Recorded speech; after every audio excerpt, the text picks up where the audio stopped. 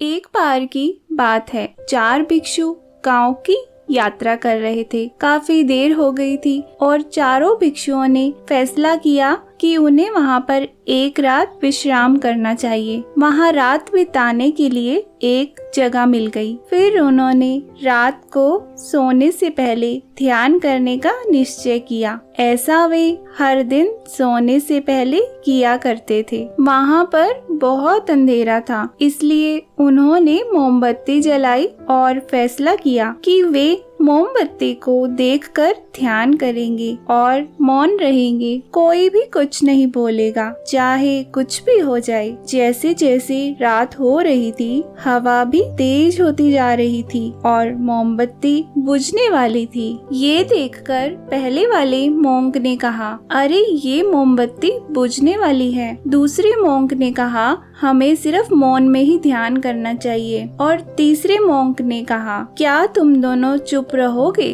तुम दोनों ने मौन को तोड़ दिया। तभी चौथा मोंक कहता है, हाँ हाँ हाँ, मैं अकेला हूँ जिसने अभी तक बात नहीं की। अब अगर हम ध्यान से देखें तो हमें पता चलेगा कि प्रत्येक मोंक ने अलग अलग कारणों से अपना मौन तोड़ा। पहले भिक्षु ने चुप्पी तोड़ी थी क्योंकि उसका ध्यान बुझती हुई मोमबत्ती पर चला गया और जो महत्वपूर्ण बात थी वो भूल गया। और दूसरे भिक्षु का ध्यान अपना अभ्यास पूरा करने की तुलना में इस बात पर चला गया कि दूसरे भिक्षु नियम का पालन कर रहे हैं या नहीं। और तीसरा भिक्षु पहले 2 भिक्षुओं से प्रभावित हो गया, जिसकी वजह से उसे गुस्सा आया और उसने भी मौन तोड़ दिया। और चौथे भिक्षु को अभिमान आ गया कि देखो, तुम तीनों बोल पड़े और मैं नहीं बोला। चारों भिक्षु एक दूसरे की गलती पर ध्यान देते रहे और ये भूल गए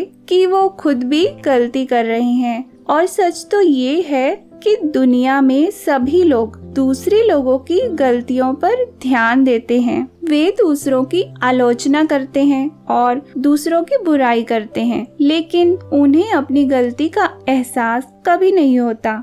ऐसे लोगों को ये याद रखना चाहिए कि जब वे किसी और पर उंगली उठाते हैं तो 3 उंगलियां खुद अपनी तरफ भी इशारा करती हैं। दूसरों में दोष ढूंढने की बजाय अगर हम अपनी गलतियों पर ध्यान दें और उन्हें सुधारने का प्रयास करें तो कई परेशानियों से बच जाएंगे। इसलिए दूसरों को आंकने में कभी भी जल्दबाजी ना करें, क्योंकि संभावना है कि आप स्वयं भी पूर्ण नहीं हैं।